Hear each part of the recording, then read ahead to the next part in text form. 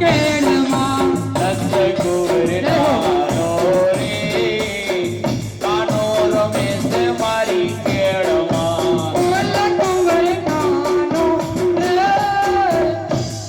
રમે છે મારી કેળમાં બોલ કુંવર નાનો રે કાનો રમે છે મારી કેળમાં નંદ કુંવર નાનો રે કેળી ગોળો કંગન હાથમાં નંદકુંવર નાનો રે કેડી દડો કાનાના હાથમાં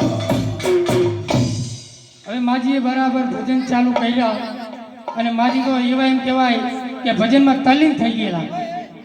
હવે આનું બહેનું એવું બરાબર અહીંયા ભજનની રમઝટ થઈ અને ગોમમાં આવ્યા વિદ્યુત બોર્ડવાળા.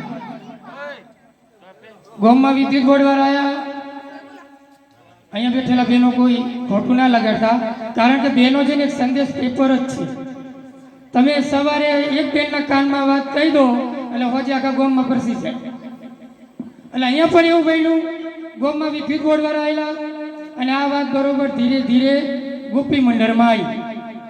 ગોપી મંડળમાં આવી એટલે ધીરે ધીરે જે માજી ભજન ગાતા હતા ને એના કોનમાં આવીને પડી અને જેવી માજીના કોનમાં વાત પડી અને માજીને ઢાસકો પડ્યો.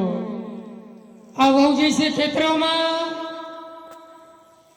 અને મીટરમાં છે ઓકરી ભરાયેલી અને આ ગોમના દિવસ કે વિદ્યુત બોર્ડ વાળા માજીને તો જબરજસ્ત ઢસકો ભર્યો. માજીએ કનૈયાનો ફોટો મેલ પડતો અને દોડામ દોડાયા ઘેર. હવે માજી ઘેર આવે પણ માજી ઉંમર લાયક એટલે માજીને પેલા મીટરમાંથી ઓકરી કાઢતા આવડે.